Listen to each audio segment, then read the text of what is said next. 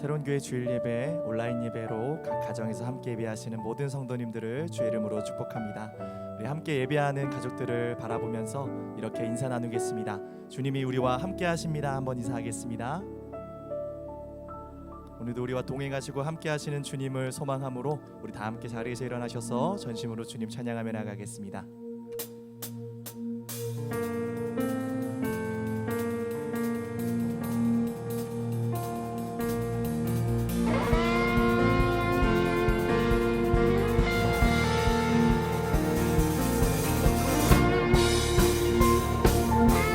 오늘도 우리의 찬양과 예배를 통해 역사하시는 그 존귀하신 주님을 바라보면서 우리 마음을 모아 합심으로 믿음으로 선포하며 나갑시다. 저 높은 하늘 위로 맑은 태양 떠오르듯이 난 주저앉지 않으리. 어떤 어려움에도 주의 길을 선택하리. 이 가운데로 걸으리. 주님을 크게 보는 믿음 가지고 세상에 나타내리라. 놀라운 주의 사랑이. 주의 꿈을 안고 일어나리라. 선한 능력으로 일어나리라. 이 땅의 부흥과 회복은 나로부터 시작되리. 주의 꿈을 안고 일어나리라. 선한 능력으로 일어나리라. 이 땅의 부흥과 회복은 나로부터 시작되리. 우리를 통해 놀라운 일을 행하실 주님을 기대하면서 다시 한번 믿음으로 선포합시다. 저 높은 하늘 위로 맑은 태양 떠오르듯이 난 주저앉지 않으리. 어떤 어려움에도 주님을 선택합니다. 어떤 어려움에도 주의 길을 선택하리. 이 가운데로 걸으리.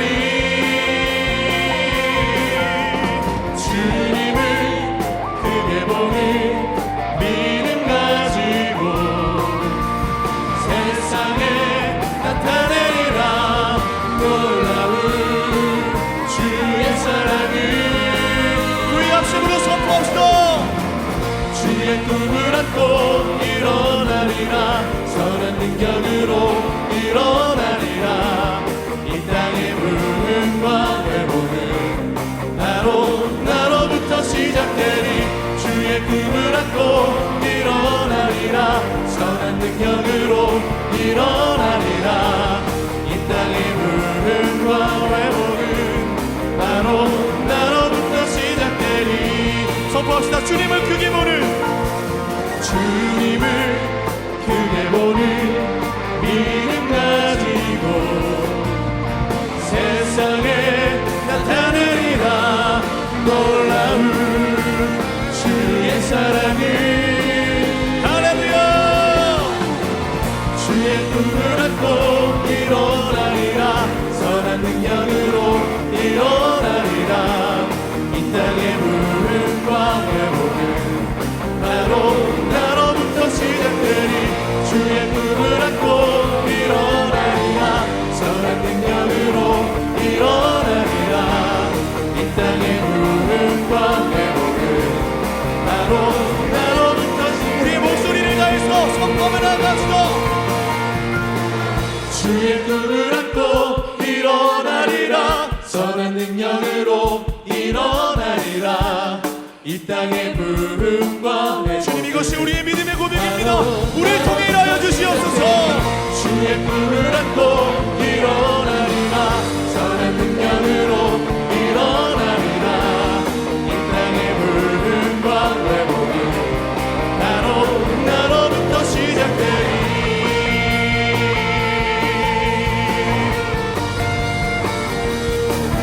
할렐루야. 우리로부터 시작된 주님의 놀라운 일들과 부흥을 소망합니다. 우리 통해 역사하실 주님께 더 큰 박수로 영광 올려드립시다. 아멘. 아멘. 주님 찬양합니다. 더 큰 기쁨으로 주님 찬양하겠습니다.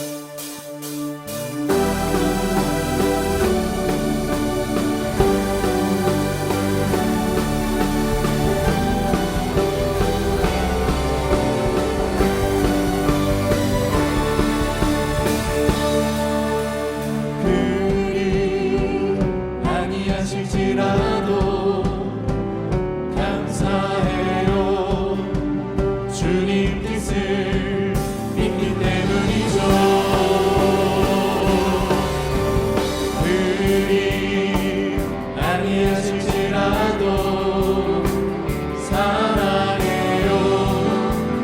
협력해서 선을 이루어요. 언제나 나를 향한 신실한 사랑, 우리를 향한 그 크신 사랑, 우리가 함께 높이며 주를 찬양해. 할렐루야. 하나님께 영광. 할렐루야. 우리 삶에 그렇게 역사하실 주님께 다시 한번 믿음으로 선포합시다. 아니하실지라도 감사해요. 주님 뜻을 믿기 때문이죠. 그리 아니하실지라도 사랑해요. 협력해서 선을 이루어요. 언제나 나를 향한 나를 향한 신실한 사랑, 우리를 향한 그 크신 사랑, 우리가 함께 높이며 주를 찬양해. 할렐루야. 다시 한번 주님의 신실한 사랑을 고백합시다.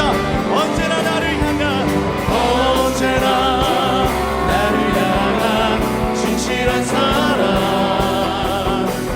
우리를 향한 그 크신 사랑, 우리가 함께 높이며 주를 찬양해. 할렐루야. 하나님께 영광. 나의 반석이신 하나님, 행하신 모든 것 완전하시니, 나의 생명 되신 우리 가운데 행하신 일을 찬양합시다. 내게 행하신 일 찬양합니다.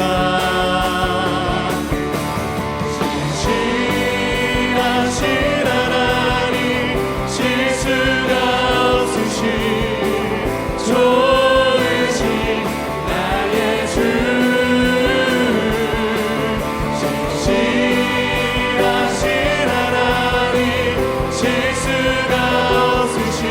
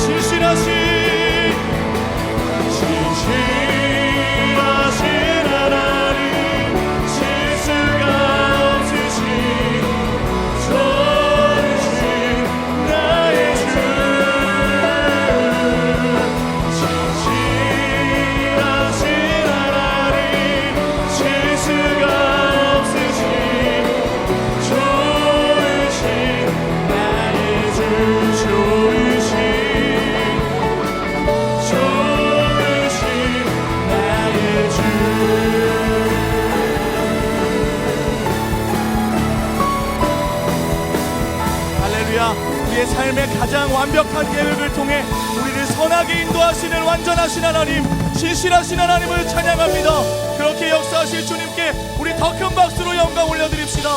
할렐루야. 네, 주님 감사합니다. 우리 자리에 앉아서 계속 주님 찬양하겠습니다.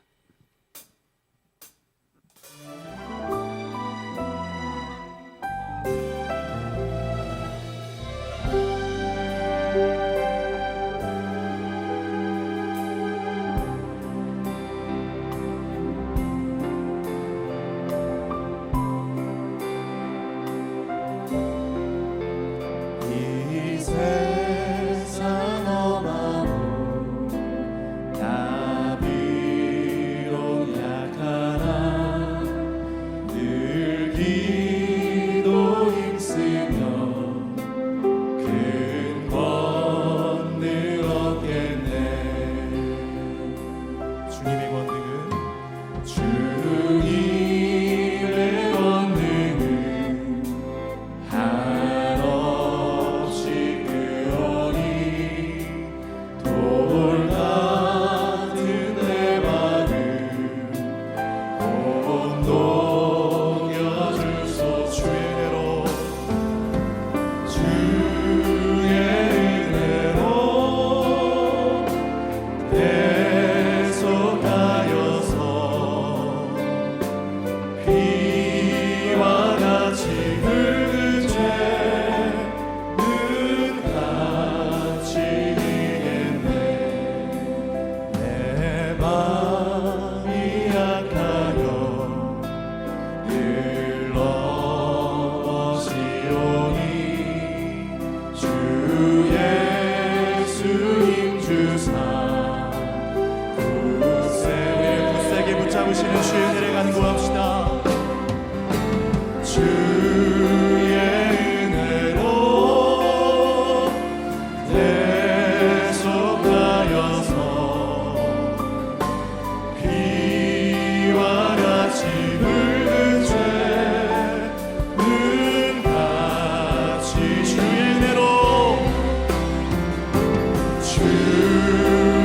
은혜로 계속하여서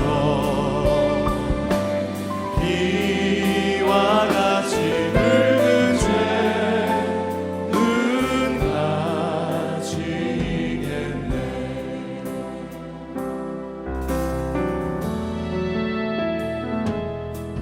두려워 말라 너와 함께함이니 놀라지 말라 나는 내 하나님 됨이니 무서워 말라 내가 널 도와주리니 너는 마음에 우리의 모든 염려와 두려움을 주께 내려놓고 우리 가슴에 손을 얹고 다시 한번 고백합시다. 두려워 말라 너와 함께함이니 놀라지 말라 나는 내 하나님 됨이니 무서워 말라 내가 널 도와주리니 너는 마음에 염려치 말라. 내가 너를 굳세게 하리라. 내 손으로 너를 붙잡아 주리라. 내가 너를 의롭게 하리니 너는 마음에 염려치 말라. 우리의 모든 두려움을 빛으로 비춰주실 주님을 의지하며 고백합시다. 두려워 말라 너와 함께함이니 놀라지 말라 나는 내 하나님 됨이니 무서워 말라 내가 널 도와주. 너는 마음에 염려치 말라. 마음에 우리 주님을 신뢰함으로 나아갑시다. 내가 너를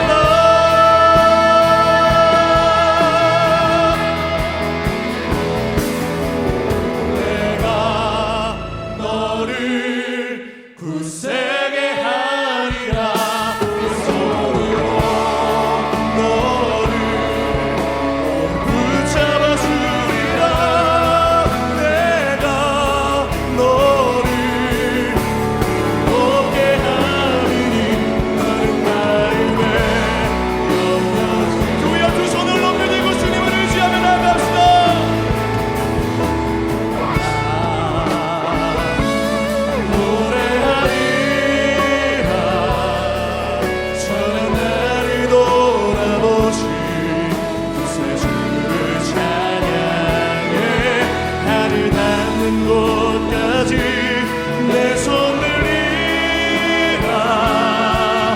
예수 나의 주. 오늘 우리에게 놀라운 치유와 회복을 주시는 주님께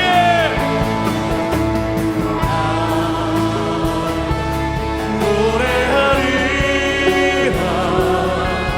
전한 나를 돌아보시 주를 찬양해. 하늘 닿는 곳까지 내 손 들리라. 예수 나.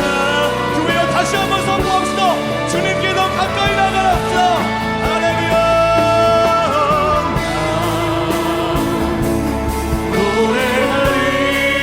노래하리라. 전한 나를 돌아보시 주님을 찬양합니다. 오 주님. 하늘 닿는 곳까지 내 손 들리라. 예수 나의 주. 예수 나의 치료자. 예수 나의 치료자.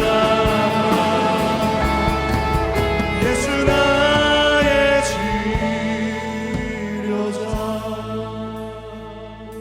하나님, 주의 말씀 앞에 설 때 우리 안에 놀라운 치유와 회복과 우리의 상황과 관계없이 주님으로 인한 찬양과 감사가 우리 입술에서 터져나오게 될 줄 믿습니다. 이 믿음의 고백을 오늘 우리 모든 성도들이 고백하게 하시고 말씀 중에 하나님의 기적과 하나님의 신실하신 행하심을 하나님 우리가 경험케 하여 주시옵소서. 우리의 삶을 통해 역사하실 그 주님을 기대하고 소망하면서 다 함께 합심으로 기도하며 나아가겠습니다. 존귀하신 하나님, 오늘도 믿음으로 주님 앞에 달려나아가는 주의 백성들의 기도와 간구와 찬양을 기뻐 받아주시고 오늘도 영적인 목마름과 삶의 모든 무거운 짐을 주께 맡겨드리며 나아갈 때 우리의 삶을 여시고 새로운 길로 인도하시는 신실하신 하나님의 은혜와 능력을 주여 오늘 경험케 하여 주시옵소서.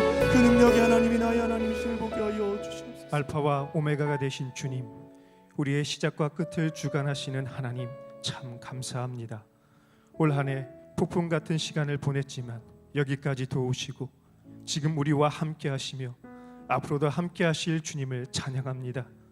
두렵고 답답한 이 시대 속에서도 마음의 중심을 지켜주시고 믿음으로 승리하게 하시니 감사합니다. 절망과 좌절의 늪을 빠져나와 시온성을 향해 달려가는 주의 군사가 되게 하여 주옵소서. 승리하신 주님, 우리의 연약함을 회개합니다. 너희가 환난을 당하나 담대하라, 내가 세상을 이겨노라고 말씀하셨지만 우리는 여전히 골리앗 앞에서 두려워하고 사울의 맹추격에 흔들렸음을 고백합니다. 광야 같은 현실을 보면서 낭망했고 원망과 불평의 입술로 살았음을 회개합니다. 만왕의 왕이신 주님, 우리에게 사자의 심장을 주셔서 용맹스럽게 하시고 성령이 주시는 평안으로 화평을 누리게 하여 주옵소서. 더 이상 거짓에 속지 않고 신기루와 같은 세상의 헛된 욕망에 마음을 빼앗기지 않게 하여 주옵소서. 사랑하는 우리나라를 위해서 기도합니다. 특별히 민족의 지도자들을 불쌍히 여겨주시고 지혜와 능력을 주시길 원합니다. 요셉의 지혜와 다니엘의 신실함을 주셔서 이 나라를 잘 섬기게 하여 주시길 원합니다. 부정과 부패가 사라지고 무능과 무기력함을 조장하는 어둠의 세력을 파하여 주옵소서. 빛의 자녀들이 일어나 이 나라를 거룩하게 하고 분열된 나라의 민심과 깨어진 경제를 회복하게 하여 주옵소서. 무엇보다 코로나 방역과 예방, 치유의 삼박자가 잘 진행되게 하여 주시고 불철주야 수고하시는 의료진과 방역 당국에게 새 힘과 지혜를 허락하여 주옵소서. 우리 새로운 교회를 위해서 기도합니다. 우리 성도들이 어디에 있든지 무엇을 하든지 주께서 함께하여 주시길 원합니다. 건강이 무너진 성도님들에게 은혜를, 회복의 은혜를 주시고 경제적으로 어려운 성도님들에게는 도우심의 손길을 주옵소서. 무엇보다 예배의 자리를 사수하여 영혼의 건강과 평안을 잃지 않게 하여 주셔서 어둠과 절망에 무릎 꿇지 않게 하여 주옵소서. 사랑하는 담임 목사님을 위해서 기도합니다. 영적 최전방에 서 계신 목사님에게 성령의 지혜와 능력을 주시고 날마다 샘솟는 새 힘과 능력으로 강단을 지키게 하여 주옵소서. 온라인으로 예배에 동참하시는 모든 분들에게 성령의 충만함과 기쁨을 더하여 주시고 조건 형제의 특순을 통해서 하나님의 크신 영광과 은혜를 경험하게 하여 주옵소서. 우리의 목자가 되셔서 함께 하시고 지켜주시는 예수님의 이름으로 기도드립니다. 아멘. 할렐루야. 국내외에서 온라인으로 새롭게 주일 예배에 오신 성도님들을 예수님의 이름으로 환영하고 축복합니다. 올해 마지막 주일 예배인데요, 그 어느 때보다 성령 충만한 예배가 되길 소원하면서 우리 옆사람과 이렇게 인사하시겠습니다. 성령 충만하세요. 우리 서로를 축복하는 시간을 갖도록 하겠습니다. 함께하는 분들을 바라보며 축복하겠습니다. 축복합니다. 주님의 이름으로 축복합니다. 주님의 사랑으로 이곳에 모인 주의 거룩한 자녀에게 주님의 기쁨과 주님의 사랑이 충만하게 넘치기를. God bless you. God bless you. 축복합니다. 주님의 사랑으로. 다시 한번 고백합니다. God bless you. God bless you. 축복합니다. 주님의 사랑으로. 박수로 격려하며 서로를 축복하겠습니다. 교회 소식 전해드리겠습니다. 새로운 교회 러브 미니스트리 팀에서는 크리스마스를 맞아 예수님의 사랑을 담은 러브박스를 보냈습니다. 러브박스는 추운 날씨 속에서도 그리고 코로나로 힘든 상황 속에서도 꾸준하게 약한 자들을 위해 섬기고 계신 국내외 선교단체 및 선교사님들을 격려해 드리고자 기획되었습니다. 특별히 그 중에서 어려서부터 소아마비를 앓은 장애인으로서 평생을 장애인들을 위해 섬겨온 부산 미문교회 박석은 목사님께서는 외로이 홀로 장애인들을 돕고 있었는데 새로운 교회가 계속 관심을 갖고 손을 잡아준 것에 대해 깊은 감사를 표현해 주셨고, 딸이 한부모가 되면서 시작된 한부모 사역이 이제는 전국에 2,000명이 넘는 가정을 돌보게 된 도담에서도 새로운 교회가 정기 후원 외에도 실제적인 도움을 여러 차례 베풀어 주신 것에 대해서 감격해하며 더욱 힘을 내 사역하게 된 원동력이 되었다고 합니다. 이외에도 청소년 미혼모를 돕는 킹메이커, 홀로 된 싱글맘들을 위로하고 말씀으로 격려하는 답이다, 탈북 청소년들을 리더로 교육하는 다음학교, 위기 청소년들을 돕는 나사라 청소년의 집, 다문화 청소년들을 교육하는 ACA를 비롯해 다양한 국내 선교 단체에 사랑의 마음을 담아서 러브박스를 전달하였습니다. 그리고 그 누구보다 추운 시간을 보내고 있는 이들이 있습니다. 바로 열대지방에서 지내온 제3세계 외국인 학생들인데요, 횃불 트리니티 신학교에서 신학 공부를 하며 제3세계 리더로 준비되고 있는 대학원 학생들에게 따뜻한 겨울나기 패키지 물품을 전달했습니다. 이번에 물품을 전달받은 횃불 트리니티 신학교 김윤희 총장과 신학생들은 너무너무 필요한 물품들을 섬세하게 챙겨주신 것에 감동했다면서 감사한 마음을 전해왔습니다. 늘 귀한 헌신과 물질로 함께해 주시고 계신 성도님들께 진심으로 감사를 드리며 앞으로도 러브 미니스트 팀이 국내에 도움이 필요한 곳곳에 예수 그리스도의 따뜻한 사랑을 전할 수 있도록 기도와 격려를 부탁드립니다. 2020년을 마무리하고 2021년을 맞이하는 송구 영신 예배가 12월 31일 목요일에 온라인으로 드려집니다. 1부 예배는 오후 8시 30분, 2부 예배는 오후 11시에 시작합니다. 1월 1일 40일 특별 새벽 기도회는 송구 영신 예배로 대신 드려집니다. 한 해의 영적 마무리와 시작이 있는 송구 영신 예배에 성도님들의 많은 참여를 부탁드립니다. 아울러 성도님들의 올 한 해 감사한 내용과 새해에 대한 기대를 교회 홈페이지 팝업창에 들어가셔서 올려주시기 바랍니다. 보내주신 내용은 송구영신 예배 시작 15분 전부터 특별한 시간을 만들어 함께 나눌 예정이오니 은혜의 시간에 참여를 부탁드립니다. 2020년 시무장로 및 명예장로 선출을 위한 선거가 오늘 오전 8시 30분부터 오후 4시까지 S하우스에서 진행이 됩니다. 재직들의 적극적인 참여와 관심을 부탁드립니다. 99기 새가족 교육이 2021년 1월 10일부터 4주간 온라인으로 진행이 됩니다. 새로운 교회에 등록하기 원하시는 성도님들은 오늘까지 웹사이트에서 신청서를 작성해 주시면 새가족 교육에 대해 안내해 드리도록 하겠습니다. 자세한 사항은 주보를 참조해 주시고 새가족들의 많은 관심 부탁드립니다. 유젠 주일학교에서는 2021년을 함께 섬길 신입교사를 모집합니다. 공동체 활동에 모범적으로 참석하시고 세례를 받은 지 1년 이상 되신 성도님은 주보에 안내된 이메일 주소로 지원해 주시기 바랍니다. 다음 세대를 향한 주님의 마음을 함께 나누며 예배자로 함께 성장하기 원하는 성도님들의 많은 지원과 기도를 부탁드립니다. 유젠주일학교 영아부는 생후 18개월에서 36개월 미만의 영아와 부모님이 함께 드리는 예배입니다. 함께 예배를 드리고 싶은 가정은 주보를 참고해 신청해 주시기 바랍니다. 그동안 새로운 교회를 귀한 헌신으로 섬겨주신 최소영 목사님께서 이번 주에 사임하십니다. 앞으로의 목회 사역과 부르심을 위해 많은 기도를 부탁드립니다.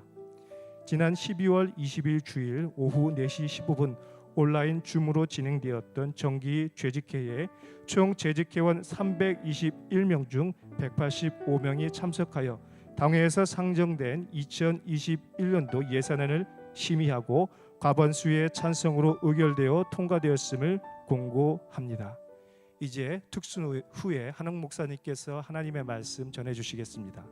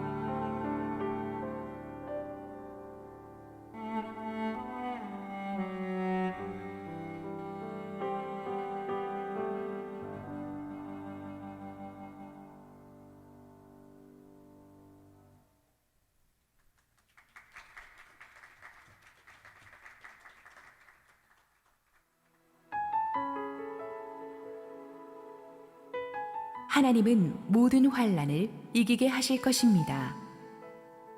시편 34편 1절에서 22절 말씀입니다. 내가 여호와를 항상 송축하며 내 입술로 항상 주를 찬양하리이다. 내 영혼이 여호와를 자랑하리니 곤고한 자들이 이를 듣고 기뻐하리로다. 나와 함께 여호와를 광대하시다 하며 함께 그의 이름을 높이세. 내가 여호와께 간구하매 내게 응답하시고 내 모든 두려움에서 나를 건지셨도다. 그들이 주를 앙망하고 광채를 내었으니 그들의 얼굴은 부끄럽지 아니하리로다. 이 곤고한 자가 부르짖음에 여호와께서 들으시고 그의 모든 환난에서 구원하셨도다.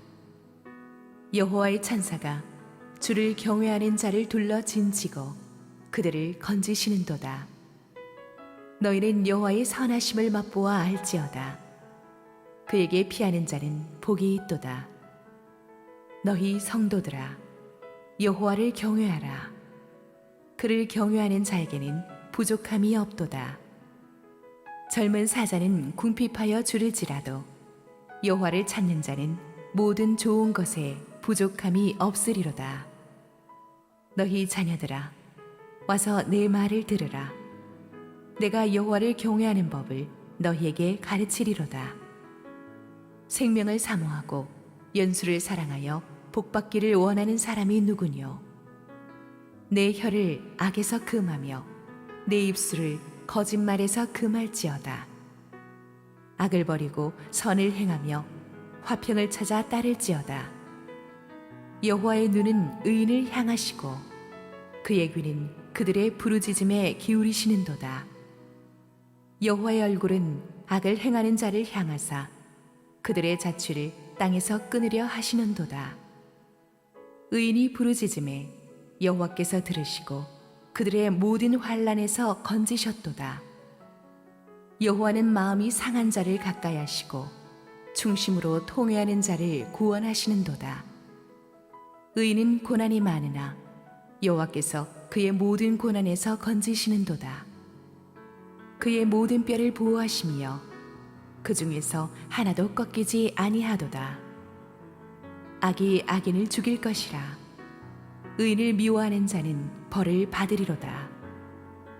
여호와께서 그의 종들의 영혼을 속량하시나니 그에게 피하는 자는 다 벌을 받지 아니하리로다.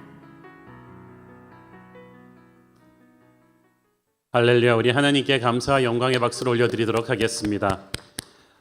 지금 실시간 온라인으로 국내외에서 함께 예배에 동참하고 계신 국내외에 있는 모든 사랑하는 우리 새로운 교회 성도 여러분들에게 하나님의 은혜와 기름 부으심이 충만하게 임하기를 원합니다. 오늘 이 아침에 또 우리 조옥근 첼리스트 그리고 이한나 피아니스트 두 분께서 멋진 찬양의 특순으로 주께 영광 돌려주셔서 정말 감사합니다. 2020년 마지막 주일인데 우리가 이렇게 또 온라인으로만 예배, 비대면으로만 예배 드릴 수 있어서 참 마음이 짠합니다. 오늘 또 섭섭한 소식이 있습니다. 지난 10년 동안 우리 새로운 교회 어린이들 뉴젠 부서와 또 어머니들 또 머더와이즈를 신실하게 섬겨주셨던 최소영 목사님께서 여러 가지 건강의 문제와 또 고3된 또 자녀와 함께 또 시간을 보내고 또 여러 가지 개인적인 사정으로 인해서 사임을 하시게 되었습니다. 그동안 우리 교회를 신실하게 잘 섬겨주셨는데 최소영 목사님 여러분께 인사드리겠습니다.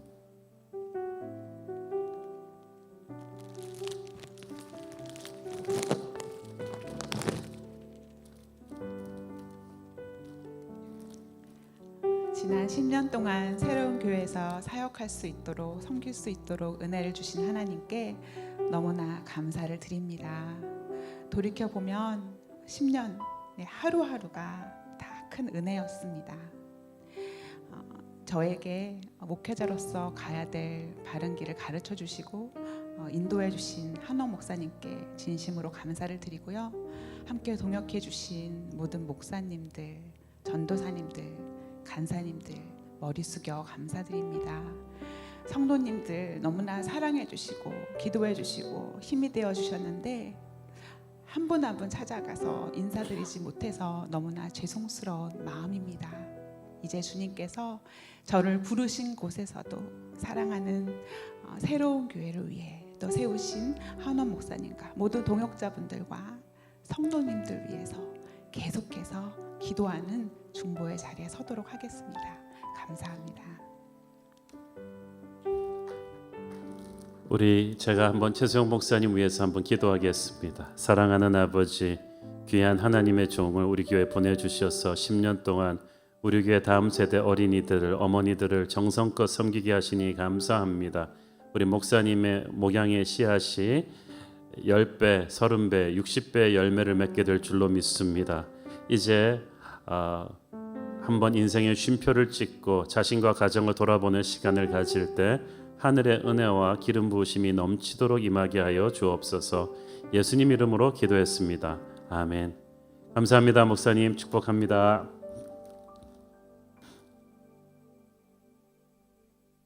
지난주 본문에서 우리는 다윗의 처절한 도망자 시절 초기의 모습을 함께 살펴보았습니다.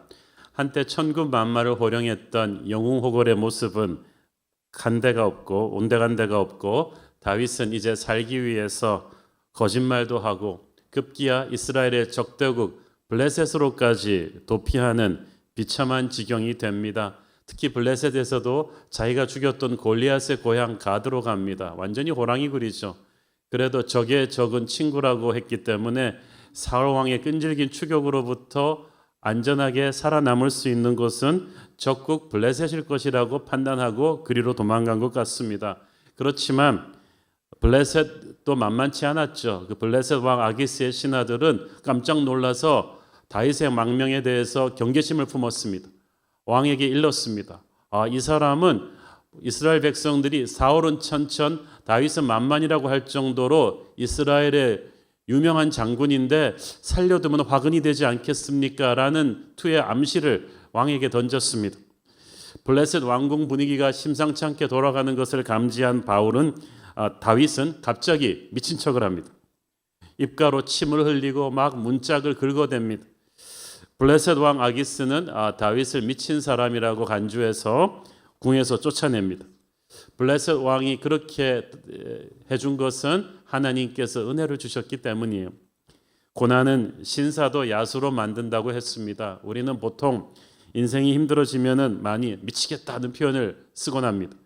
다윗은 진짜 미친 척을 해야만 살아남을 수 있는 극한 위기를 넘겼습니다. 한때 골리앗을 쓰러뜨렸던 큰 장군이었습니다.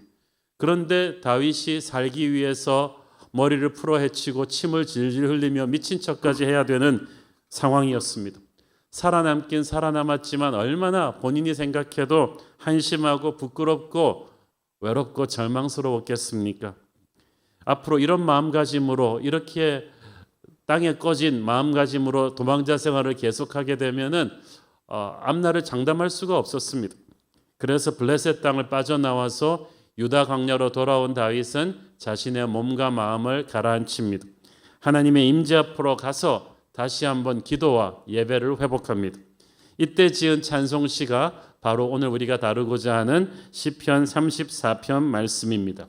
이 시편 34편 말씀은 앞으로 다윗의 기나긴 이 도망자 생활을 어떤 마음가짐으로 해서 승리하는가를 우리에게 보여주죠. 올해 정말 다사다난했던 한 해의 마지막 주일인데 우리도 어떤 마음가짐으로 승리하는 인생을 살 수 있는지 오늘 우리는 다윗에게 배워볼 것입니다. 다윗은 먼저 자기가 어떤 일이 있어도 하나님을 찬송하는 사람이 될 것이라고 결심하고 선포합니다. 1절 읽습니다. 내가 여호와를 항상 송축하며 내 입술로 항상 주를 찬양하리이다. 내가 항상 I will always 여호와를 송축하겠다. 상황에 따라서 반응하며 사는 사람이 있습니다. 어떤 상황이 와도 또 이렇게 살겠다는 결심을 확고하게 해놓고 살아가는 사람도 있습니다. 다윗은 후자에 속했죠. 두고 봐서 상황이 좋으면 찬양해야지가 아니고 어떤 상황이 와도 나는 항상 찬송하겠다는 결단을 미리 해놓고 시작하는 사람입니다. 찬송은 믿음이고 결단이에요. 우리가 감정적으로 움직여서는 안 됩니다. 찬양하고 싶지 않을 때도 찬양하겠다. 기도하고 싶지 않을 때에도 기도하겠다. 내가 맘대로 살고 싶을 때도 그러지 않고 하나님의 뜻을 따라 행하겠다. 이 결심을 미리 해놓고 살아야 된다는 거예요. 다윗이 이런 결단을 내린 것이 자기 인생에서 가장 하나님을 신뢰하기 어려울 때, 가장 인생이 어두울 때, 하나님이 가장 원망스러울 때였다는 것이 놀랍지 않습니까? 그러나 다윗이 이 결단을 해놓고 시작했기 때문에 다윗은 앞으로 전개되는 기나긴 광야 생활에서 영적으로 무너지지 않았습니다. 사랑하는 여러분, 여러분의 인생이 가장 힘들고 어두울 때에 찬양하기로 결단을 해 놓으십시오. 마귀가 흠칫하면서 물러나고 천사가 와서 여러분을 호위할 것입니다. 우리가 잘 될 때는 가만히 있어도 휘파람이 나옵니다. 찬송이 절로 나옵니다. 그러나 힘들 때는 다르죠. 한숨과 원망이 절로 나옵니다. 그런데 지금 다윗은 힘든 정도가 아니지 않습니까? 이제 겨우 20대 초반인데 직장도 잃었죠. 재산도 잃었죠. 명예도 잃었죠. 사랑하는 아내와도 강제로 헤어졌죠. 그리고 졸지에 전국에로 깔린 지명 수배범이 되었습니다. 그야말로 요즘 젊은이들이 자주 쓰는 이생망, 이번 생은 망했어 라는 말이 절로 나올 정도입니다. 그런데도 나는 주님을 찬양하겠다라고 결심합니다. 그리고 힘찬 기쁨의 찬양을 부릅니다. 우리는 인생의 바닥을 치고 있는 다윗이 당연히 슬픈 노래를 부를 것이라고 예상합니다. 자신의 처지와 억울함을 호소하는 한많은 창을 부를 수도 있습니다. 그러나 다윗은 인생이 슬픈데 슬픈 노래를 부르지 않아요. 한많은 창을 부르지도 않습니다. 반대로 다윗은 하나님을 기뻐하는 찬양을 부릅니다. 하나님을 높이는 영광의 찬양을 부릅니다. 미친 척하며 쫓겨다니는 극한 상황인데도 다윗은 원망하지 않아요. 하나님을 찬양합니다. 진짜 신앙인이란 이런 것입니다. 가장 아픈 상황 속에서도 하나님을 찬양합니다. 사실 다윗이 미친 척 연기를 헐리우드 배우처럼 잘해서 블레셋 왕이 넘어간 게 아니죠. 하나님께서 불쌍한 다윗을 은혜를 주셔서 살려주시려고 그런 상황을 허락하신 거예요. 그래서 이 과정은 거칠었지만, 미친 척해서 살아나오는 이 과정은 거칠었지만 다윗은 그래도 자기 목숨을 그렇게 살려주신 하나님께 감사를 드리고 있습니다. 감사는 꼭 내 인생이 내 입맛대로 다 풀려서 드리는 게 아닙니다. 다 망한 가운데서도 다윗은 지금 자기 잘못으로 블레셋으로 기도도 안 해보고 도망간 까닭에 이렇게 해서 살아나오게 되었거든요. 우리가 그렇게 우리 잘못으로 다 망하게 되었지만 그 가운데서도 하나님이 주신 구루터기 은혜가 있어요. 화재로 인해서 집이 다 불타서 모든 걸 잃었지만 자신과 가족이 그래도 생명을 건진 걸 감사해서 감사하는 분의 간증을 오래전에 들은 적이 있습니다. 다윗이 지금 그런 감사를 드리고 있어요. 절박한 상황 속에서 다 잃었지만 그래도 살았다는 거예요. 그래서 하나님의 영광을 찬양하면서 일어나고 있습니다. 그 과정에서 다윗은 전쟁터의 용사가 아닌 인생의 용사로 거듭나고 있는 것입니다. 2절 읽습니다. 내 영혼이 여호와를 자랑하리니 곤고한 자들이 이를 듣고 기뻐하리로다. 우리 인생에 잘 나갈 때는 우리는 자기 자랑을 합니다. 다윗도 자기 자랑할 게 얼마나 많은 사람이었는지 몰라요. 20대 초반에 평생 남들이 갖지 못할 성공의 자리를 다 가졌잖아요. 인물 좋죠. 나가는 전투마다 백전백승해서 전공도 뛰어났죠. 음악 실력도 최고였죠. 길에 가면 모든 사람들이 환호할 정도로 유명했죠. 왕자 요나단의 베스트 프렌드죠. 사울 왕의 총애를 한 몸에 받는 왕의 사위였죠. 이거는 뭐 모든 걸 다 가졌다가 순식간에 다 잃었어요. 그리고 도망자 신세가 되었습니다. 정말 추락하는 것은 날개가 없을 정도로 추락해 버렸어요. 다윗의 인간적인 자랑거리들이 순식간에 없어졌습니다. 그런데 영적으로는 오히려 그게 좋은 거예요. 우리의 모든 인간적인 자랑거리가 하나님 앞에 자취를 감추어야 합니다. 하나님 외에 다른 모든 것을 잊어버리는 것이 찬양이거든요. 인간은 자꾸 자기 자신을 자랑하려고 합니다. 아무것도 아닌 자기 재산, 자기 명예, 자기 학벌, 자기 지식 막 자랑하려고 하는데 찬양의 영은 자기가 아닌 하나님께 시선을 집중하게 하죠. 다윗은 한때 자기 자신으로 충만한 사람이었는데 이제는 하나님만 바라보게 되었습니다. 그렇게 겸손한 마음으로 하나님만 바라보니까 다윗은 하나님을 깊이 알게 되었어요. 찬양은 하나님을 자랑하는 것인데 그러기 위해서는 하나님이 누구신지 알아야 되잖아요. 그의 놀라운 구원의 역사를, 그 은혜로운 인품을 우리가 다 알아야 되는데 그러기 위해서는 하나님을 깊이 바라보고 그분과 깊이 교제해서 그분을 알아야 합니다. 그렇지 않는다면 우리가 하나님을 자랑할 내용이 없죠. 우리가 하나님만 자랑할 때 곤고한 자들이, the afflicted, 곤고한 자들이 이를 듣고 기뻐한다고 했어요. 사람들이요, 우리가 자기 자랑하면 뭐 고개는 끄덕여 주지만 속으로 싫어해요.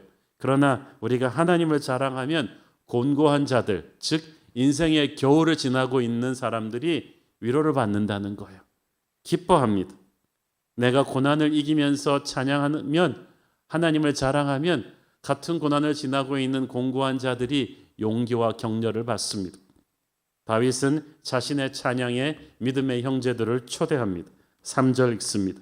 나와 함께 여호와를 광대하시다 하며 함께 그의 이름을 높이세. 함께 모여서 나쁜 짓 하는 사람도 많은데 하나님의 사람들은 모여서 함께 하나님을 찬양합니다. 와서 나 좀 도와달라, 그게 아니에요. 함께 하나님을 찬양하자. 믿음의 사람들이 함께 하나님을 찬양할 때 놀라운 영적 시너지가 일어납니다. 그래서 함께하는 찬양은 이 믿음의 상승 효과를 가져와서 각자의 믿음을 더욱 강건하게 만들죠. 고난 가운데서 약해진 우리 개개인의 믿음이 함께 모여 찬양할 때 새로운 힘을 받게 될 것입니다. 둘째로 다윗은 기도의 삶을 살기로 결심합니다. 다윗은 원래 기도의 사람이었어요. 그렇지만 너무 힘든 일을 갑자기 연타로 많이 겪으면서 영적으로 허물어졌습니다. 영적으로 허물어진 걸 어떻게 하냐 하면 다윗이 기도가 없어요. 그 다음부터 움직이는데 기도가 없이 그냥 세상 사람들처럼 허둥지둥 바빴어요.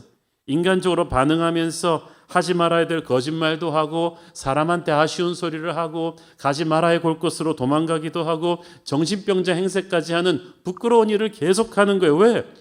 기도가 없이 흐트러진 심령으로 움직이니까 하는 일마다 다 악수예요. 그러나 이제 다윗은 블레셋 왕 앞에서 미친 척하는 것으로 그것은 끝. 이제 하나님 앞에서 기도하기 시작합니다. 다시금 자기의 신앙을 재정비하기 시작합니다.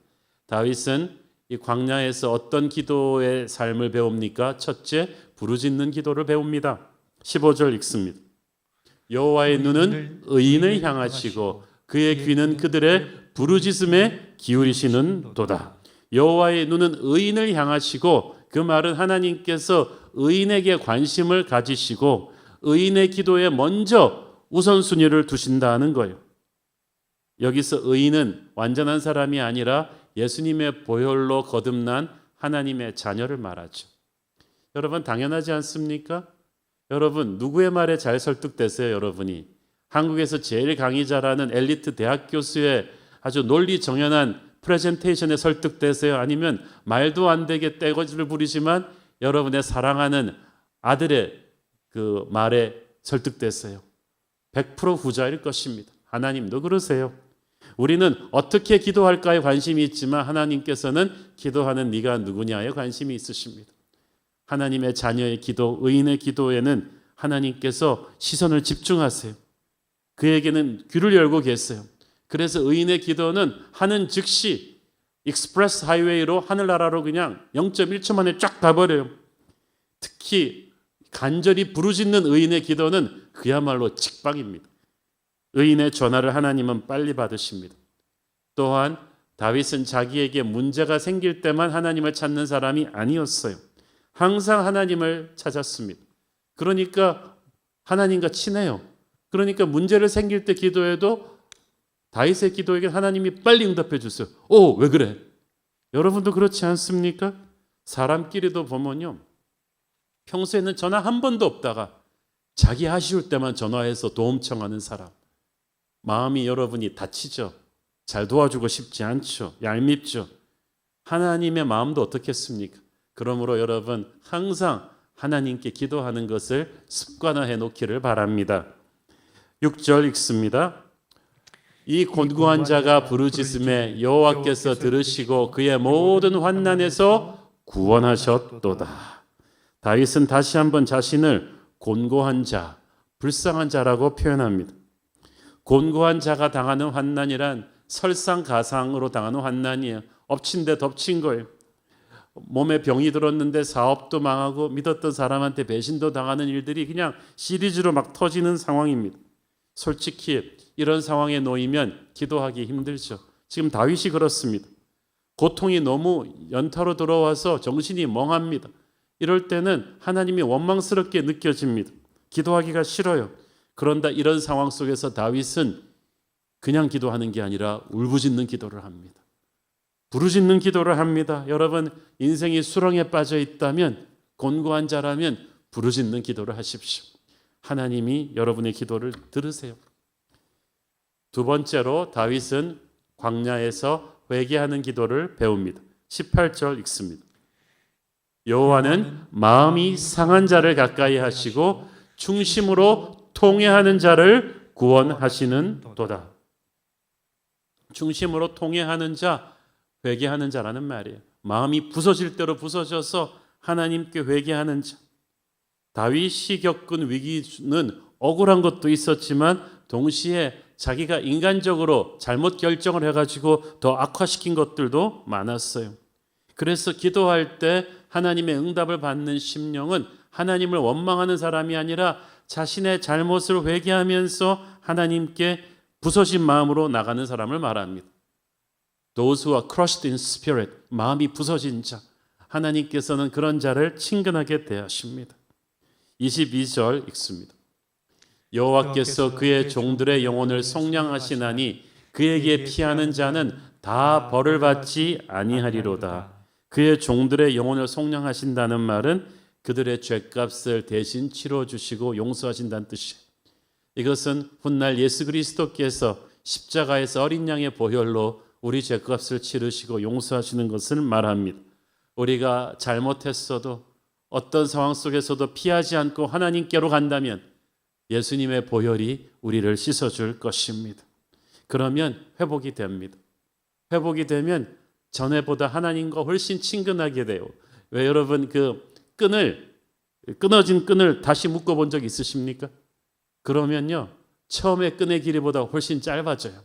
마찬가지로 하나님과 우리 사이가 이렇게 죄로 단절되었다 할지라도 우리가 회개하고 하나님의 은혜로 다시 묶어지면은요 회복되면요 옛날보다 더 가까워져요. 회복을 체험한 사람은 회복의 은혜를 체험한 사람은 하나님과 훨씬 친근해진 그런 자신의 모습을 발견하게 될 것입니다. 세 번째로 다윗은 선한 삶이 뒷받침되는 기도를 했습니다.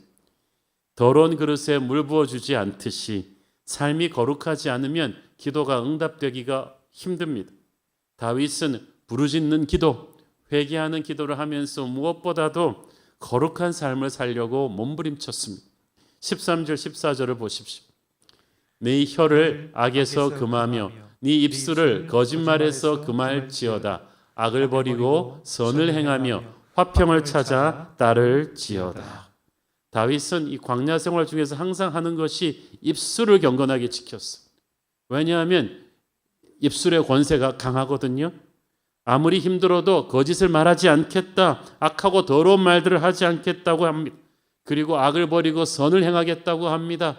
거칠고 사나운 적의 칼날에 시달리면서도 자기는 폭력이 아닌 화평케 하는 자가 되겠다고 맹세합니다.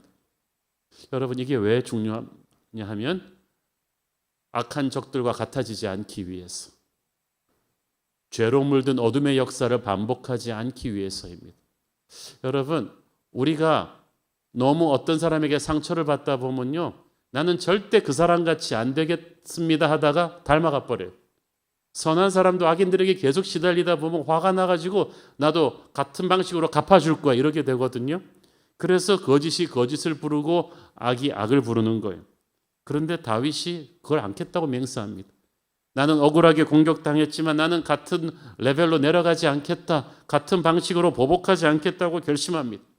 거짓말을 하는 사람들에게 당했지만 자기는 진실을 말하겠다고 맹세합니다. 폭력을 좋아하는 사람들에게 당했지만 자신은 화평케 하는 자가 되겠다고 합니다. 즉 나는 선으로 악을 이기겠습니다 라고 선포하는 거예요. 정권이 바뀔 때면 항상 사람들이 그런 말을 자주 합니다. 그놈이 그놈이지 뭐. 문패만 바꿔달지 하는 짓은 다 똑같다고 합니다. 그러나 다윗은 그러지 않았어요. 다윗의 왕조는 사울의 왕조와 달랐어요. 왜냐하면 다윗이 사울에게 그렇게 당하면서도 사울 같은 방식으로 보복하지 않았기 때문이에요.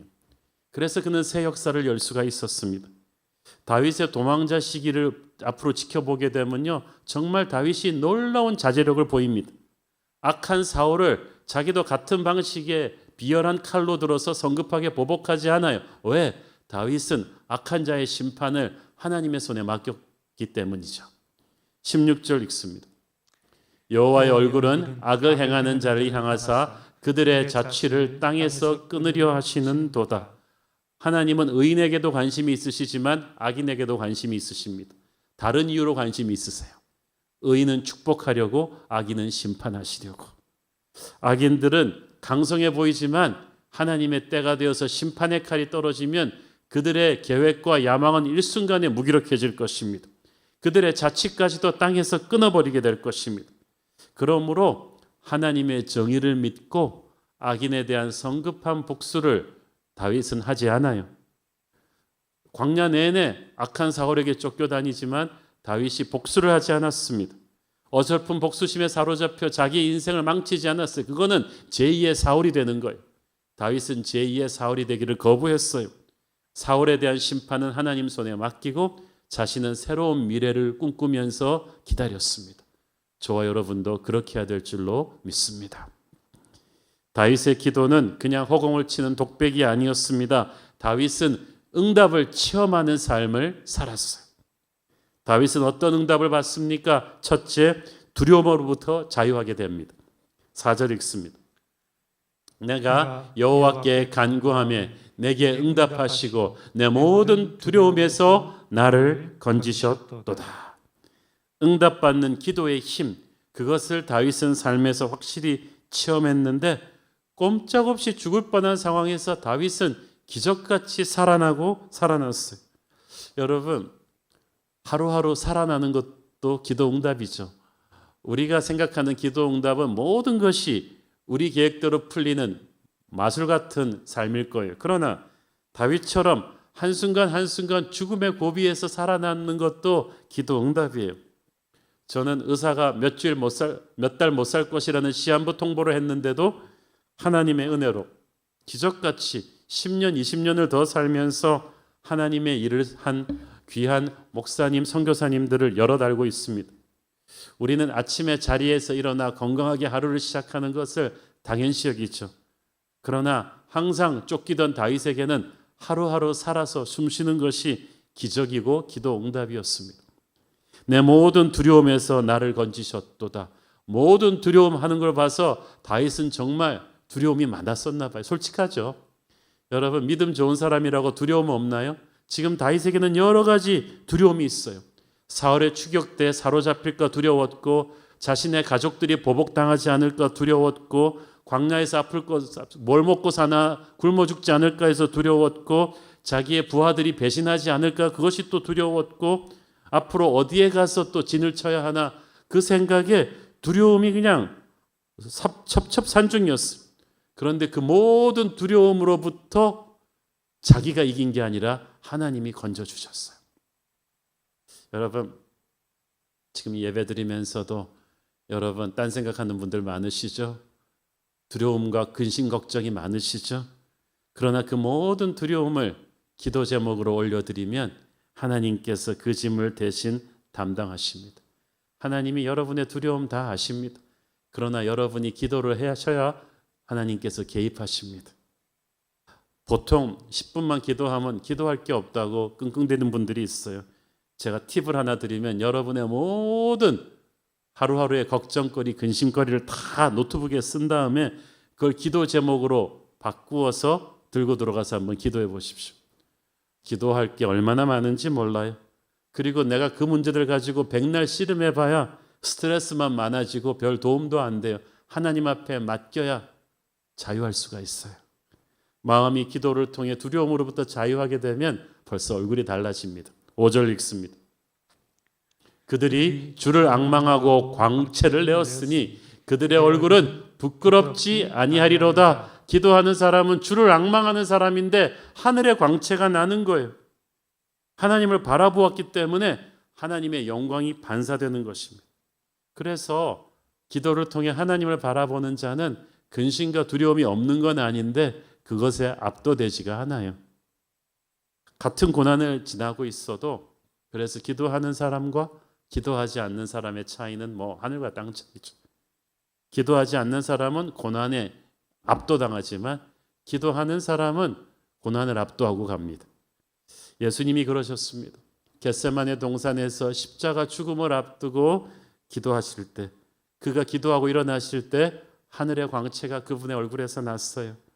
여러분이 지금 어떤 어려움의 터널을 통과하고 있다 할지라도 간절히 기도로 나가면 사람들 앞에서 주님이 수치당하지 않게 하시고 여러분의 얼굴이 초췌하지 않고 몸은 피곤해도 하늘의 영광이 여러분에게서 빛나게 하실 줄로 믿습니다. 또한 하나님께서는 다윗의 모든 고난에서 그를 건져주셨습니다. 17절 읽습니다. 의인이 부르짖음에 여호와께서 들으시고 그들의 모든 환난에서 건지셨도다. 모든 환난을 말하는 걸 봐서 환난이 많았다는 얘기죠. 우리 하나님의 사람도 환난으로부터 열애되는 건 아니에요. 아니, 오히려 하나님을 대적하는 세상에 살기 때문에 우리는 더 많은 고난을 겪어야 되는지도 모르겠어요. 19절에 그 말을 하잖아요. 의인은 고난이 많으나 여호와께서 그의 모든 고난에서 건지시는도다. 의인은 고난이 없을 것이다. No, 고난이 많다. 그러나 그 모든 고난보다 더 큰 은혜가 있을 것이다. 그것을 하나님이 약속하십니다. 어떤 문제도 하나님이 해결하지 못하시는 문제는 없으세요. 여러분의 모든 고난 돌파할 수 있는 모든 은혜가 임할 것입니다. 지금 여러분을 누르고 있는 문제를 여러분을 눈물 나게 하고 어젯밤 잠 못 이루게 했던 그 슬픔을 기도로 하나님께 맡기십시오. 하나님께서 여러분을 건지실 것입니다. 악이 뒤덮고 있는 이 세상에서 하나님의 자녀된 우리는 아무 빽도 없고 아주 위태위태해 보입니다. 그러나 하나님은 의로운 자에게 복을 주시고 어떤 위험에서도 그를 보호하십니다. 그러므로 성공하고 실패했느냐가 중요한 것이 아니라 의의 길을 가느냐 불의의 길을 가느냐, 그게 중요해요. 비록 세상에서는 실패하고 넘어져도 여러분이 하나님의 손을 붙잡고 말씀대로 살아가는 의의 길을 가고 있다면 하나님이 여러분의 길을 돌봐주실 것입니다.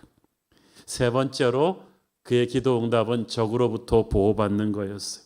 다윗은 온 사방의 적이었어요. 어저께까지 친구였던 사람도 막 배신해서 적으로 돌변하는 상황이었는데 하나님께서 그를 지켜주셨습니다. 어느 정도로 지켜주십니까? 7절 봅니다. 여호와의 천사가 주를 경외하는 자를 둘러 진치고 그들을 건지시는도다. 둘러 진치고라는 말은 360도 우리가 보지 못하는 후미와 옆에까지 다 둘러싸고 지켜주셨다는 거예요. 우리 인간이 설치하는 세콤은 허점이 있겠죠. 그러나 하나님의 보호하심은 빈틈이 없어요. 철저합니다. 20절을 보면은 모든 뼈를 보호하시는데 그 중에 하나도 꺾이지 않는다고 했어요. 뼈는 우리 삶의 중심이에요. 우리 삶에서 어떤 부분도 꺾이는 걸 하나님이 허락치 않으세요. 우리는 우리의 힘으로 우리의 건강을 지키려 하고 우리의 가족을 지키려 하고 우리의 가게를 지키려 하는데 그게 얼마나 부질없습니까? 코로나 한 방 탕 때리니까 온 인류가 지금 꼼짝도 못하고 있잖아요. 우리에게는 인간의 보호막이 아닌 하나님의 보호막이 필요합니다. 저도 보니까 어릴 때부터 지금까지 참 여러 번 위기가 많았습니다. 그때마다 하나님이 눈동자처럼 지켜주셨어요. 저는 정말 자전거 사고, 자동차 사고, 비행기 사고까지 정말 사고를 많이 겪어보았는데 하나님의 기적 같은 은혜로 천사가 둘러 진치고 있는 것 같은 은혜로 지금까지 살아왔습니다. 앞으로도 그럴 거예요. 천사의 임무는 하나님의 자녀를 지키는 거거든요. 오늘도 하나님께서 저와 여러분을 그렇게 단단히 지켜주시고 계신 줄 믿으십시오. 네 번째로 하나님께서 우리의 모든 필요를 기도하는 자에게 채워주십니다. 9절 읽습니다. 너희 성도들아 여호와를 경외하라. 그를 경외하는 자에게는 부족함이 없도다. 저는 다윗이 이 고백을 모든 것을 실제로 누리게 되는 왕궁에서 한 것이 아니고 모든 것이 없는 광야 도망자 시절에 했다는 게 너무 놀라워요. 그렇지 않습니까? 아니, 인간적으로 따지면 다윗이 부족한 게 왜 없겠어요? 지금 한 데서 막 잠자야 되고요. 에어컨도 없고 히터도 없고 제대로 된 옷도 없고요. 음식도 그냥 잘 없고 무기도 부족하고 사람도 없고 모든 게 없어요. 그런데 부족함이 없대요. 이게 웬 시츄에이션인가요? 여러분, 우리가 부족함을 느끼는 건 욕심 때문이지 필요 때문이 아니에요. 그러므로 세상의 영으로 가득 찬 사람은요, 호화로운 왕궁에 있어도 항상 뭐가 부족하대요. 불평이 많아요. 그러나 하나님의 임재를 동행하심을 느끼는 사람은 초가삼간에 살아도 부족한 게 없어요. 꼭 굶어 죽지 않을 만큼 필요한 건 주시거든요. 그럴 때 우리는 은혜를 맛봅니다. 그리고 다른 사람들에게도 하나님을 경외하라고 선포합니다. 하나님을 두려워하라고 선포합니다. 하나님을 두려워하게 되면 세상을 두려워하지 않게 되죠. 그때 영이 자유함을 얻는 거예요. 10절 읽습니다. 젊은 사자는 궁핍하여 줄일지라도 여호와를 찾는 자는 모든 좋은 것에 부족함이 없으리로다. 젊은 사자는 힘이 있어요. 힘이 있으니까 먹이를 못 찾는 경우는 거의 없을 거예요. 세상적인 힘이 있는 사람, 지금 잘 나가고 있는 사람은 자기 힘 믿고 기도도 잘 안 하겠죠. 그러나 어느 정도는 그렇게 버티겠지만 어느 순간에 그 힘이 사라질 때가 와요. 늙어서 사라지든지 사고를 당해서 사라지든지 그러면 어떡하겠어요? 대책이 없어요. 그러나 약해도 주님을 경외하는 사람은 다르죠. 철저하게 망해 보았기 때문에 마음이 가난하고 겸손해요. 배신당해 보았기 때문에 인간을 의지하지 않아요. 하나님을 믿어요. 인간이 배신하면 그럴 수도 있다고 생각해요. 잘 될 때는 하나님께 영광을 돌립니다. 어려울 때는 기도합니다. 그러니까 흔들리지 않아요. 땅의 자원은 고갈되었어도 위로부터 주시는 은혜로 만족하며 살 수 있습니다. 희한하지 않아요? 모든 것을 잃어버렸는데 다윗은 그때 만족을 배웠습니다. 지금 코로나로 인해서 많은 걸 잃어버린 우리 성도들 많으시죠? 희한하게도 그렇지만 지금 우리가 하나님의 만족을 배울 때입니다. 풍족할 때 감사를 모르고 살았던 우리가 흉년인 지금 만족을 배웁니다. 하나님께서 우리에게 은혜를 주실 것입니다. 마지막으로 다윗은 사람들에게 거룩한 영향력을 미치는 리더가 되기로 결심합니다. 대개 젊은이들 앞에서 인생 강의를 하는 사람들은 소위 세상에서 성공했다는 분들이에요. 그래서 젊은이들한테도 너도 나처럼 하면 성공할 수 있다는 뭔가 좀 자기 과시형 암시를 주려고 합니다. 그러나 다윗은 지금 그런 강의할 계제가 아닙니다. 나중에는 몰라도 지금 다윗은 도망자 신세잖아요. 살기 위해서 미친 척까지 했어요. 골리앗을 쓰러뜨린 직후라면 리더십 강의를 할 만한데 지금은 완전히 망했단 말이에요. 그런데 다윗이 자기가 리더십 강의를 하겠대요. 젊은이들에게 할 말이 있다는 것입니다. 애시간한 사람이면 부끄럽고 민망해서 숨을 것 같은데 다윗은 할 말이 있다고 해요. 11절 읽습니다. 너희 자녀들아 와서 내 말을 들으라. 내가 여호와를 경외하는 법을 너희에게 가르치리로다. 자녀들은 꼭 자기 자녀들뿐 아니라 젊은이들 또 자기 부하들 백성들에게 하는 말이에요. 자기가 지금 완전한 삶을 살고 있기 때문에 할 말이 있는 게 아니라 하나님을 가르치고 싶다. 하나님을 두려워하는 법을 가르치고 싶다고 합니다. 3절에서 다윗은 함께 그의 이름을 높이자고 했어요. 하나님 높이는 것을, 찬양하는 것을 가르치겠다는 거예요. 우리는 우리가 성공하고 출세하면 하나님을 높일 수 있다고 생각합니다. 그래서 크리스천 운동선수들은 올림픽에서 메달 따면 인터뷰하면서 하나님께 영광 돌립니다. 배우들은 뭐 대종상 이런 데서 상 받으면 하나님께 영광 돌린다 이 말을 하면 막 하나님께 영광 돌린다고 생각하는데요. 그것도 하나님께 영광 돌리는 거지만 우리가 잘 나갈 때만 하나님을 높일 수 있는 건 아니에요. 하나님은 우리가 실패 가운데 있을 때도 여전히 높임 받으시는 분이십니다. 우리가 성공했다고 그분이 더욱 높아지는 것도 아니고요. 우리가 실패했다고 주님을 높일 수 없는 것도 아니에요. 그러니까 여러분 실패했다고 찬양하지 못한다고 생각하지 마세요. 다윗처럼 완전히 인생이 바닥을 칠 때도 하나님을 높일 수 있어요. 스포트라이트를 나에게 비추면 비참하지만 하나님께 비추면 소망이 보이거든요. 비록 지금 실패자의 자리에 내려와 있다고 해도 하나님의 은혜로 이겨내는 거예요. 그것이 우리의 다음 세대에게 줄 수 있는 파워 메시지가 됩니다. 우리가 이 라떼는 말이야 그러면서 과거에 자기 잘난 모습만 막 과장해서 설명하는 어른들을 젊은이들이 꼰대라고 그러죠. 라떼 신드롬. 그러나 다윗은 지금 그런 라떼 신드롬의 어른이 아니에요. 자기의 인생의 실패와 상처들을 정직하게 인정하면서 그래 난 망했어. 그렇지만 우리 하나님은 아니야. 우리 하나님은 나 같은 실패자도 붙들고 계셔 하면서 오히려 자기 인생의 절망을 하나님을 선포하는 기회로 삼았어요. 여러분 저는 그런 장로님도 알고 있어요. 사업이 완전히 망했는데 그 정리하는 과정에서 기업을 정리하는 과정에서 지켜본 회사 격리부장이 마지막 날 예수를 믿었어요. 그래서 아니 내가 망했는데 어떻게 네가 예수를 믿냐 그랬더니 자기가 몇 군데 회사 격리부장을 했는데 사장님처럼 회사 망할 때 은혜롭게 망하는 사람 처음 봤대요. 끝까지 직원들 월급 다 챙겨주시고 끝까지 법대로 다 프로세싱 하시고 이렇게 망하는 모습을 처음 봐서 사장님이 믿는 하나님을 믿고 싶다는 거예요. 그분이야말로 절망 가운데서도 하나님을 높여드린 분이죠. 그러므로 여러분 인생이 지금 절망 속에 있다고 해서 전도 못하는 거 아니에요. 찬양 못하는 거 아니에요. 우리가 괜히 남의 눈을 의식해서 우리의 인생의 스토리를 막 과장하고 미워할 필요 없어요. 오히려 우리의 실패와 아픔 가운데서도 정직하십시오. 하나님의 은혜로 그 고난을 이기고 있다는 스토리를 여러분의 자녀들에게 솔직하게 해주세요. 주변 이웃들에게 솔직하게 해주세요. 그게 감동이 될 거예요. 오히려. 그런 맥락에서 8절 말씀은 시편 34편의 핵심이자 다윗 리더십의 에센스가 되는 말씀이에요. 함께 읽습니다.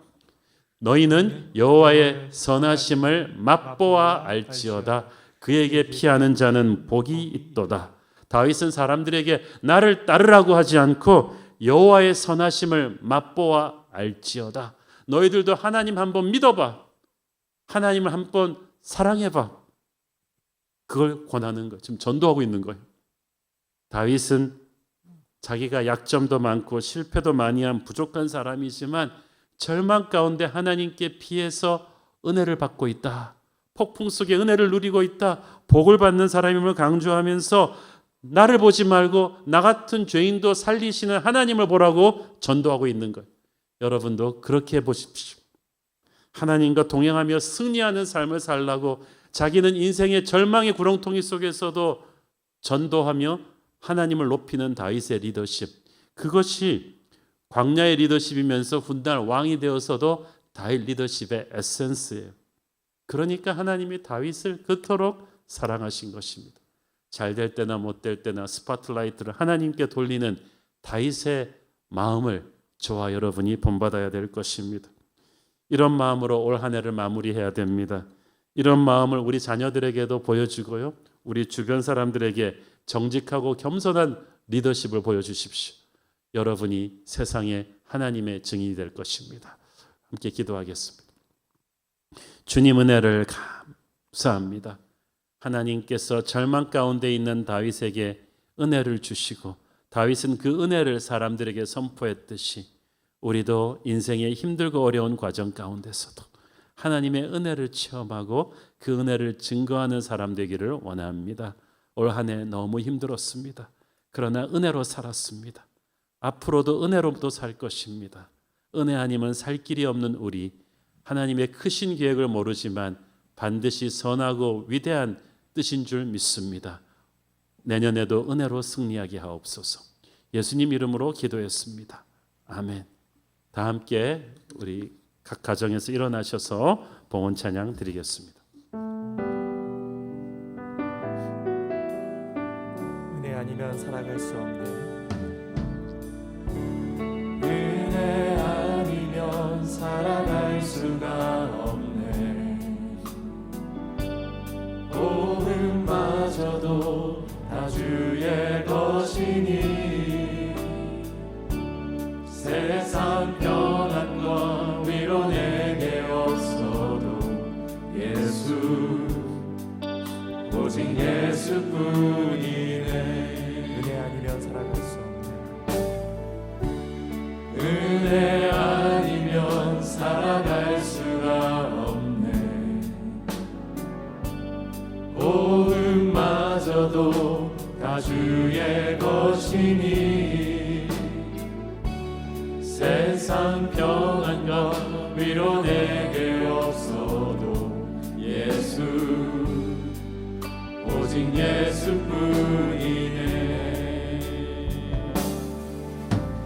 그 신예외 다 볼 수도 없고 작은 고난에 지쳐도 주께 묶인 나의 모든 삶 버티고 견디게 하시네. 그 신예외 다 볼 수도 없고 작은 고난에 지쳐도 주께 묶인 나의 모든 삶 버티고 견디게 하시네. 은혜 아니면 살아갈 수가 없네. 나의 모든 것 다 주께 맡기니 참된 평안과 위로 내게 주신 주 예수 오직 예수뿐. 함께 미리 내 두 손 들고 성령의 새바람 성령의 새바람 이 땅에 불어오소서. 주의 영그 생기로 우리를 다시 살리사 이 땅에 하나님 영광 거하는 그런 나라가 되게 하소서. 열방에 하나님 영광 비추는 그런 교회가 되게 하소서. 사랑하는 아버지, 주님의 특별한 은혜가 필요한 성도들을 위해 이 시간 기도합니다. 극심한 스트레스로 자반증이 생겨 치료 중인 학생이 있습니다. 급성 신의염으로 치료 중인 성도의 체열이 내리고 다른 질병으로 발전하지 않게 하여 주옵소서. 허리 디스크가 심해서 일상생활을 하지 못하는 성도가 있습니다. 고관절에 통증이 심해서 제대로 걷지 못하는 성도가 있습니다. 불쌍히 여겨 주옵소서. 죽은 뼈가 살아나는 역사가 있게 하시고 회복되고 일어나 걷고 뛰게 하여 주옵소서. 암세포가 혈액 속에 침투해서 급히 항암 치료와 수술을 앞둔 성도가 있습니다. 암 투병 중에 자가호흡이 어려워 산소 공급 중인 성도들을 기억해 주옵소서. 코로나 와중에 모든 병원이 셧다운되어서 잘 가지도 못하는 가족들의 안타까운 마음을 헤아려 주옵소서. 하나님의 특별한 은혜로 병상 가운데 있는 그들이 외롭지 않게 하시고 생기를 부어주시고 회복을 체험하게 하여 주옵소서. 우리 뉴젠의 어린이들과 청년들 어렸을 때부터 말씀을 사랑하고 기도의 습관을 쌓게 하여 주옵소서. 코로나 블루로 인해서 지치고 힘든 시간을 보내는 우리 모든 어머니들, 아버지들, 가족들을 축복합니다. 온갖 유혹과 시험 가운데서 넘어지지 않게 하여 주옵소서. 경제적으로 극한 상황에 휘둘려서 앞날을 알지 못하는 불쌍한 분들이 많습니다. 도와주시옵소서. 소망의 새벽으로 인도하여 주옵소서. 이 어두운 시국에도 새로운 교회를 통해 수많은 사람들이 복음을 듣고 오대양 육대자로 번져나가는 주님의 살아 역사하는 교회가 되게 하여 주옵소서. 이 재앙이 언제까지 우리를 힘들게 할지 모르지만 다시 한번 교회의 땅을 가득가득 채우고 함께 예배할 때까지 우리 성도들 지켜주시고 은혜 주시옵소서. 받은 은혜 감사하며 드리는 헌물의 손길들을 축복하시고 지금은 살아계신 우리 주 예수 그리스도의 은혜와 하늘아버지 사랑과 성령님 감화 감동하신가 교통하신가 축복하심의 은혜가 오늘도 다윗 같은 강인한 믿음으로 어떤 환난 가운데서도 여호와를 바라보며 승리하기를 소원하는 사랑하는 주의 백성들 머리머리 위에 지금부터 영원까지 함께 계시기를 축원하옵나이다. 아멘.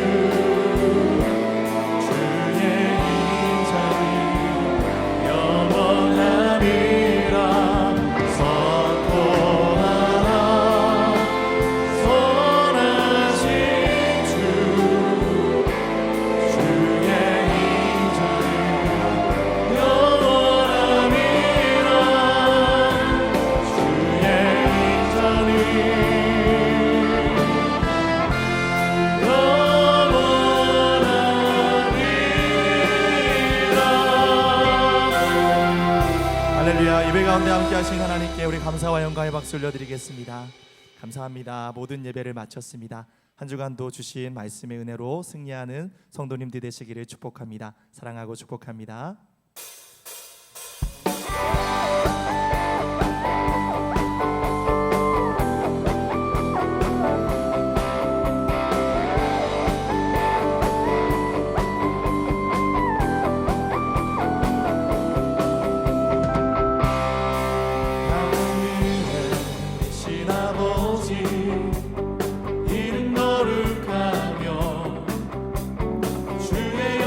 이곳에 가